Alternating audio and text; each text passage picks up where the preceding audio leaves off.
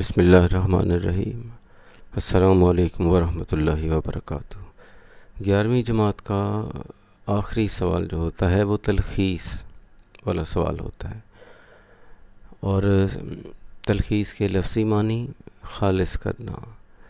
اور یہ جو تصویر آپ کو پس منظر میں ساتھ دکھائی دے رہی ہے وہ یہ بتانے کے لیے ہے کہ پیراگراف جو آپ کو دیا جاتا ہے، جو اقتباس دیا جاتا ہے، اس میں بہت سی جگہیں خالی ہوتی ہیں، بہت سی غیر ضروری جگہیں ہیں۔ اگر ان کو ختم کرتے ہیں، جیسے کہ اسپرنگ کو کمپریس کیا جاتا ہے، تو ایسی صورت میں اس کی شکل بدل جائے گی اور وہ کم ہو جائے گی۔ یہ پہلا جو معاملہ ہے ذہن میں بٹھانا کہ تلخیص اصل اقتباس سے 1/3 کم ہوگی، اس سے کم ہوگی۔ جیسے اسپرنگ کو جب آپ کمپریس کر دیں گے اس کی شکل چھوٹی ہو جائے گی۔ تو یہ بنیادی بات ہے۔ باقی وہ لفظی معنی آپ کو بتا دیے کہ خالص کرنا، خلاصہ، یہ ایک ہی معنی ہے، اور اس کو اس کارٹون سے آپ سمجھ سکتے ہیں کہ یہ بھی ایک بات اس طرح بھی ہے، I just need the main ideas۔ تو یہ اتنی لمبی بات میں سے کام کی باتیں الگ کر لینا، اسی ترتیب میں یہ ہوگا۔ سوال کی صورت پیپر میں کچھ یوں ہوتی ہے، دی گئی عبارت کو غور سے پڑھیے اور عبارت کی تلخیص تحریر کیجیے۔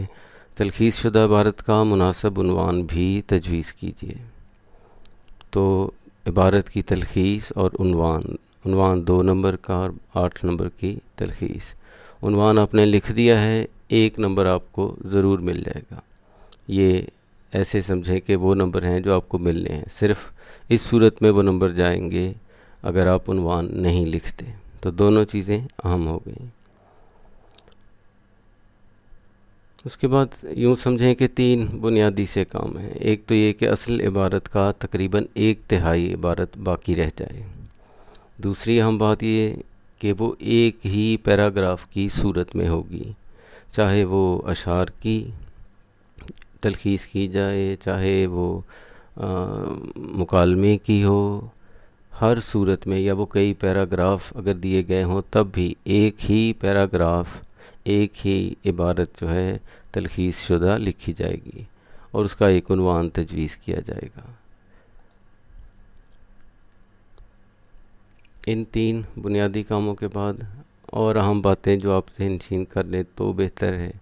ایک تو یہ کہ یہ جو ایک اقتباس آپ نے لکھنا ہے کہ عبارت تلخیص شدہ لکھنی ہے، وہ اپنے الفاظ میں لکھنی ہے، یعنی حد المقدور آپ کے اپنے الفاظ میں وہ بات کہی جا رہی ہو، اور ہاں لیکن کوئی اصطلاح ہوتی ہے، کچھ ایسے لفظ ہو سکتے ہیں جن کا استعمال ضروری ہو جاتا ہے تو وہ منع نہیں ہے، لیکن وہ اپنے انداز میں آ جائے گی تاکہ اس پوری عبارت میں ایک، یعنی یوں سمجھیں کہ ربط ساری میں موجود ہو، وہ ایک اکائی بن کے رہ جائے عبارت، اور ایک نئی عبارت لگے لیکن مفہوم وہی، نکات وہی۔ اصل عبارت کے ہم نکات بالترتیب ہوں گے، ان کی ترتیب بہتر ہے نہ بدلی جائے۔ ربط و تسلسل کا یہی مطلب ہے کہ جملے الگ الگ دکھائی نہ دیں کہ 3-4 جملے ہیں جو کبھی ادھر سے کاٹ کے کبھی ادھر سے، نہیں، وہ پوری عبارت کا مفہوم لے کے چل رہے ہوں اور ایک کا دوسرے سے تعلق ہو۔ سوالیہ اور ندائیہ جملوں کو سادہ جملے بنائیں، یہ کوشش یہی ہو چاہیے۔ ٹھیک ہے، ندائیہ بھی آپ سمجھتے ہیں کہ ان میں جو چیز کہے گی، چاہے وہ حیرانی کا اظہار ہے، غم و غصے کا ہے، خوشی کا ہے، حیرت کا ہے، اس کو بیان کر دیا جائے۔ اور سوالیہ کو بھی جو اس میں کام کی بات ہے، وہ جیسے ہم انڈائریکٹ لکھتے تھے، تو بس وہ کلام کو اپنے الفاظ میں لے آئے تو وہ سوال ختم ہو جائے گا۔ اس کے بعد اگلا اہم کام آ گیا کہ پہلے تو بسم اللہ پڑھیں جب آپ کے پاس وہ سوال آ جائے۔ تو بسم اللہ الرحمن الرحیم یہ ہو گیا۔ 3 بار پڑھے کا مطلب ہے کہ 1 دفعہ، 2 دفعہ اور 3 دفعہ، اور ہر بار کوئی نئی بات سمجھ میں آئے گی، اس کا ربط، اس میں اہم اور غیر اہم میں فرق سمجھ آنا شروع ہوگا۔ اور یہی اگلا کام ہے کہ اصل بات میں اور مثال میں فرق کریں۔ جو مثالیں ہیں وہ ہم نے حذف کر دینی ہیں، اور جو اصل بات ہے، اصول کی بات ہے، اس کو ترتیب میں لکھتے جانا ہے۔ اصل مضمون کو اپنے الفاظ میں لکھیں، اب ظاہر ہے مثالیں حذف کرنے کے بعد۔ اور آگے چلتے ہیں۔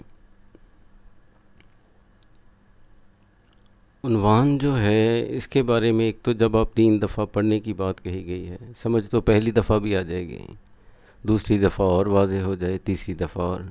تو بس یہ پڑھتے ہوئے سمجھنا ہے کہ مرکزی خیال کیا ہے، کس بارے میں بات ہو رہی ہے۔ اچھا، انوکھا یا واضح کس طرح کا عنوان ہو، بہت چھوٹا لکھنے کی ضرورت نہیں ہے، ٹھیک ہے، وہ واضح ہونا چاہیے کہ جس میں پوری عبارت کا مفہوم آ جاتا ہو۔ مختصر اور جامع کو ہم یوں سمجھ لیں، پہلی بات تو یہ ہے کہ ایک لفظ میں عنوان لکھ دیا جائے، 2 لفظوں میں ہو سکتا ہے، 3 لفظوں میں ہو گیا، تو اس سے زیادہ سے کوشش کریں کہ بچیں،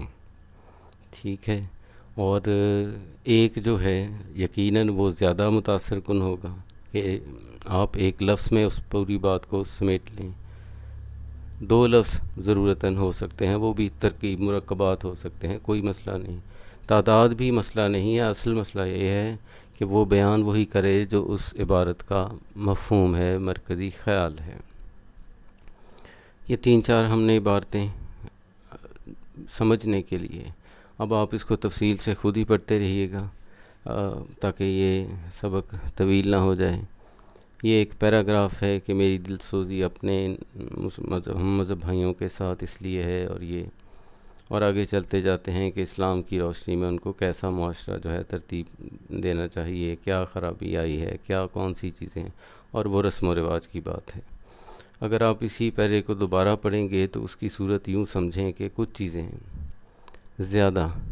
ہمیں لگتا ہے کہ وہ اہم ہیں اور باقی کو چھوڑ بھی دیا جائے تو مضمون پہ فرق نہیں پڑتا۔ اب یہ ساری دل سوزی اور یہ جو کچھ ہے اس کا نتیجہ یہ ہے کہ وہ یہ بتا رہے ہیں کہ یہ کچھ ہو چکا ہے، کچھ بری رسمیں ہو چکی ہیں، مذہب، انسانیت، تہذیب و شائستگی، ٹھیک ہے۔ اب اگرچہ تہذیب و شائستگی وہ آخری جو کلچر سمجھے ایک طرح سے بنتا ہے، ٹھیک ہے، ایک سویلائزڈ جس کو ہم معاشرہ کہتے ہیں کہ اچھا یہ چیزیں نہیں ہونی چاہیے، انسانی عقل جن کو ویسی سمجھتی ہے، تو ساری باتوں کا لب لباب پھر بھی اگر کہیں تو یہ 2 میں پورا ہو جاتا ہے، مذہب اور انسانیت۔ انسانیت میں سب آ گئے، مذہب کوئی خاص رستہ اس میں سے، چونکہ ہم نے جیسے سورہ عصر پڑھ چکے ہیں تو اس کے مفہوم میں آ گئی کہ انسان خسارے میں ہے مگر وہ لوگ نہیں جو ایمان لائے، تو یہ ایمان والے مذہب والا یہ معاملہ تخصیص ہو گئی، تو یہ 2 بھی لکھ دیں تو بات ایک ہی ہے۔ اس کے بعد یہ ساری چیزیں چھوڑ کر کچھ بھی ہیں، اگر بس سب کچھ چھوڑ کے، ٹھیک ہے، ضروری ہے جو اصل چیز ہے، وہ جو بھی رسم و رواج کی بات ہو رہی ہے جو ہم مسلمانوں میں رائج ہو گئی ہیں وہ غلط ہے یا ہم ہے، اور مقصد کیا ہے کہ مذہب کی روشنی میں اپنے معاشرے کو، اپنے رہن سہن کو ہم بہتر بنا لیں، پاکیزہ کر لیں، یہ مقصد ہے۔ تو یہ کچھ باتیں زیادہ ہم لگتی ہیں، اور یوں آپ سمجھیں کہ اگر ہم یوں اس کو مختصراً لکھیں تو کوئی مشکل نہیں، اور اس کا ایک عنوان بھی رکھ دیا ہے، ٹھیک ہے، اسلامی تہذیب و تمدن، آپ صرف اسلام بھی لکھ دیں تب بھی درست ہے، کوئی غلط نہیں ہے۔ تو ہم مسلمانوں میں مذہب، انسانیت، تہذیب و شائستگی کے برعکس بہت سی رسمیں رائج ہیں، ضروری ہے کہ ان بری رسم و بدعتوں کو ترک کریں اور اسلامی معاشرے تمدن کو رواج دیں۔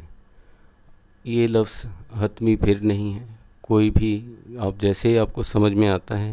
لیکن یہ کہ بات بس وہی ہے، اور اپنے الفاظ میں جو آپ لکھیں گے وہ ٹھیک ہوگا، اور یہ ضروری ہے کہ جو آپ لکھیں اس پہ یقین کریں۔ اس کے بعد ایک اور پیراگراف جو بہت سی کتابوں میں موجود ہیں، یہ اہل عرب کے بارے میں ہے کہ اسلام سے قبل وہ کیا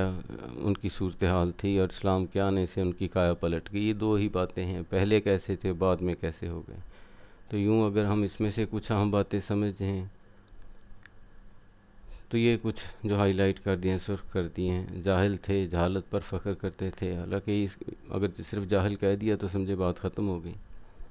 قبائلی جنگوں کا معاملہ ہے، ٹھیک ہے، یہی ان کا ماضی حال مستقبل بننے جا رہا تھا۔ ایسے میں کیا ہوا کہ اسلام کا ظہور ہوا، نبی کریم تشریف لے آئے، اور پھر وہ ظلمت قدا، یہ سارے ان کے لیے جو لفظ استعمال ہوئے، مراد یہی ہے کہ عرب جو ہے اس جہالت سے نکل آیا، ٹھیک ہے، اور وہ نور کی طرف اس کو لے آئے۔ تو باقی دنیا میں بھی پھیلا تو یہ صورتحال تھی، تو عرب اور باقی دنیا یہ سب کچھ ان کی کایا پلٹ گئی۔ اسلام سے قبل کیا تھا اور بعد کیا تھا، اس کو بھی اور مختصر اگر ہم کر لیں، کتابوں میں جس طرح بھی لکھی ہے وہ بھی ٹھیک ہے، ہم اس کو اس طرح چلے کہہ دیتے ہیں کہ دور جاہلیت میں قبائلی جنگوں کے سوا عربوں کا کوئی مستقبل نہ تھا، ظلم کا دور دورہ تھا۔ جب اسلام آیا تو یہی لوگ مستقبل کے امام بن گئے، اسلام اطراف عالم پر چھا گیا، انسانیت جہالت کی تاریکیوں میں غرق تھی اور اسلام ایک نئی صبح کا آفتاب تھا۔ طلوع اسلام، یہ علامہ صاحب کی وہ ملتی جلتی بات ادھر چلی گئی۔ بہرحال اسلام بھی کافی، ظہور اسلام بھی کافی، نور اسلام بھی کافی، جس پہ آپ کا دل دماغ مطمئن ہو جائے وہ ٹھیک ہے بس۔ اس کے بعد ایک اور پیراگراف دیکھ لیں، یہ بھی ان میں آیا ہوا ہے۔ تو ظالم، مظلوم اور خدا کس طرف ہوتا ہے، یہ ساری بات آپ پڑھ لیں گے۔ اس کے بعد پھر اس میں سے اہم باتیں جو پھر سے، چونکہ ہمیں وضاحتی باتیں، تشریحی باتیں چھوڑنی ہیں اور صرف اصول کی بات پکڑنی ہے، تو خدا خود اپنے مظلوم بندوں کی طرف سے ظالم کا حریف بن جاتا ہے، ایک تو یہ ہو گئی۔ ظاہر ہے جس کی طرف خدا ہو گیا، جو اس کے مخالف ہے وہ باطل ہو گیا، وہ جھوٹا ہے، اس کی حجت یعنی جس بنا پر بھی وہ ظلم کرنے کو سوچتا ہے، جس طرف خدا آ گیا پھر اس میں تو کوئی شک نہیں رہ گیا، تو یہ حجت باطل اس کی ہو جاتی ہے، اس کی دلیل جس بنیاد پہ وہ ظلم کرتا ہے وہ جھوٹ ثابت ہو جاتی ہے، چونکہ خدا دوسری طرف آ گیا، حتمی بات ہوگی۔ باقی یہ خدا کی نعمت ایک چیز ہوگی کہ اس کو کم کر دے گی، نعمتیں چلی جائیں گی، عقوبت اس کا ناراضگی، اس کا غضب، اور اس کو ظاہر ہے بلانے والی چیز کون سی ہے، ظلم۔ تو ظلم کی بدولت گویا ہر نعمت کو زوال آ جاتا ہے، ٹھیک ہے، سب کچھ بدل جاتا ہے، ناراض ہو جاتا ہے۔ سادہ لفظوں میں اس کا یہ مطلب ہے کہ ظلم کرنے والے سے اللہ ناراض ہو جاتا ہے، ٹھیک ہے۔ یہ توبہ کا بیچ میں تذکرہ آیا تھا، لیکن وہ بات بھی اسی میں کہ وہ مجرم ہے اور یہ نہ ہو تب تک وہ نہیں کر سکتا، مراد تو ایک ہی ہے کہ وہ غلط تو ہو گیا، ٹھیک ہے، اور پھر ظلم کا یہ انجام ہوتا ہے۔ تو یہ باتیں زیادہ مشکل نہیں ہیں، اس کو بھی کئی انداز میں کتابوں میں آپ لکھا پڑھیں گے۔ یہاں پہ بہرحال ہم نے خدا اپنے مظلوم بندوں کی طرف سے ظالم کا مد مقابل بن جاتا ہے، ظالم کی دلیل باطل ہو جاتی ہے، ظلم ہی زوال نعمت اور قہر الہی کا باعث بنتا ہے، اور ظلم ہی اس کا عنوان رکھ دیں یہی کافی ہے، زیادہ اور باقی بھی جو آپ کے ذہن میں آتے ہیں جب آپ کو اچھے لگیں تو بس پھر درست ہے۔ اس کے بعد ایک اور پیراگراف، یہ بھی آپ اس کو تفصیل سے پہلے خود پڑھ لیں گے، ٹھیک ہے، اور یہاں دو بنیادی سی باتیں کچھ ہو رہی ہیں کہ ایک یہ کہ ارتقاء جو ہے، ارتقاء کا عمل انسانی زندگی میں یہاں وہ مسلسل جاری ہے، ہر شے بتدریج ترقی کر رہی ہے، بدل رہی ہے، حالات کے موافق ڈھل رہی ہے، اور پھر اس کے بعد یہ باقی مثالیں ہیں کہ انسان کیا کرتا تھا، گاڑیاں آ گئیں، یہ آ گئی، یہ مختلف چیزیں، یہ ساری نہ بھی کہی جائیں تو بات تو ایک ہی ہے کہ وہ ارتقاء کے عمل کی مثال ہے۔ تو ارتقاء کا عمل جاری ہے، اور دوسری اہم بات آئی کہ زبان کا یہی حال ہے، تو وہ زبان کے ارتقاء کے بارے میں بتانا چاہتے ہیں۔ اس کا مطلب ہے کہ یہ کچھ چیزیں ہم ان کو الگ کر لیں، یہ حیوانات اور انسان پہلے بھی تھا، مگر یہ اگرچہ جملہ کو بات حتمی تو نہیں ہے، ایسے ہی بغیر سوچے ہوئے کہی ہوئی بات لگتی ہے بظاہر، ایسا کچھ نہیں ہے، انسان ہی ہے۔ تو ارتقاء کا عمل، یہ بات اہم ایک بنیادی ہوگی کہ یہ فطرت کا ایک اصول۔ دوسری اہم بات اس میں صرف یہی آتی ہے کہ زبان کے ساتھ کیا ہوا ہے اور اس کا اس ارتقاء سے کیا تعلق ہے، اور اس کا بھی معاملہ یہی بتایا کہ بس ایسا ہی ہے۔ تو ہر شعبہ زندگی میں ارتقاء کا عمل مسلسل جاری ہے، انسانی تہذیب و تمدن غاروں سے نکل کر محلات میں آباد ہو چکا، اسی طرح زبان بھی ارتقاء پذیر ہے، بولیاں زبانیں بن گئیں اور علم و حکمت کا ایک خزانہ جمع ہو گیا۔ باقی ہم زبان کا ارتقاء، اس کا عنوان یا لسانی ارتقاء، یہ ایک اور خوبصورت سا پیراگراف ہے آپ کی کتابوں میں اور ظاہر آ چکا ہے بورڈ میں۔ زندگی، شعر، اور پھر شعر کیا ہے، ٹھیک ہے، اور شاعر جو ہے وہ اس کی کیا زندگی، وہ کس طرح سے زندگی کا ترجمان بنتا ہے، کس طرح سے فطرت اس کی زبان سے، اس کے قلم سے بولتی ہے، تو یہ عمل کیسے اس کے ساتھ، یہ تخلیقی عمل تک کیسے جاتا ہے۔ آپ دقیق باتوں سے خیر دور رہیں، بس یوں پڑھیں، 2-3 دفعہ میں کچھ باتیں سمجھ میں آ جائیں گی، اور وہ زیادہ مختلف نہیں ہوں گی، کچھ ایسی ہی ہوں گی کہ زندگی شعر ہے، ہر جذبہ وہ شعر نہیں، غم کی جتنی بھی مثالیں ہیں اس کی ضرورت نہیں، وہ بات ہو چکی۔ ہاں، ایک آدھ سے کہ شعر کی یہ جو بلاغت اور اس کی بات ہے کہ شعر، بڑا شعر، زندہ شعر کیسے ہوتا ہے، تو یہ جو وہ زخم جس سے یہ کوئی ایک مثال ہے، کوئی بھی، ٹھیک ہے، اس کو ہم سمجھ لیں گے کہ یہ ناقابل علاج زخم کون سے، ٹھیک ہے، ناسور، جس کے لیے ایک اور متبادل لفظ آپ چاہیں تو اسی طرح بھی ناسور کے لفظ کو کسی طرح شعر کی زندگی سے جوڑ دیں۔ اسی طرح پھر حقیقی شاعر جو ہے اس کا معاملہ کیا ہے، حقیقی شاعر جو ہے اس کی زندگی کیا ہے، تو یہ اس کی بھی ایک محض ایک تمثیل سی بیان کر دی، مثال سے سمجھائی ہے۔ تو ہم اس کو اگر یوں بھی لکھ دیں تو کافی ہے کہ زندگی شعر ہے، مگر زندگی کا ہر جذبہ شعر نہیں، چونکہ اس کو بدلنے کی لگتا ہے ایسے ہے، اتنی سیدھی بات ہے، صرف غم شعر ہے، درد لادوا کی تاثیر سے شعر ترفع پاتا ہے، حقیقی شاعر کی آبلہ پائی کی بدولت ہی زندگی کا خارزار گلزار دکھائی دیتا ہے۔ آپ اس سے آسان تر لفظوں میں کریں وہ زیادہ اچھا، ٹھیک ہے، اور رہ گیا کہ عنوان محض شعر بھی کافی ہے، زندگی شعر ہے، یہ بھی کافی ہے۔ تو سیکھا اب تک کہ 1/3 رہ جائے، مثالیں حذف کر دیں، اصل باتیں ترتیب میں بیان کر دیں اور اپنے الفاظ میں، تاکہ وہ چیز ایک ترتیب پا جائے اور ایک نیا پیراگراف محسوس ہو۔ باقی گڈ لک، جب پیپر ہوگا تو یقین اپنے اوپر رکھنا کہ جو آپ سمجھ رہے ہیں وہ درست ہے، یہ سمجھے اس کی چابی ہے اس سوال کی۔ السلام علیکم ورحمۃ اللہ وبرکاتہ۔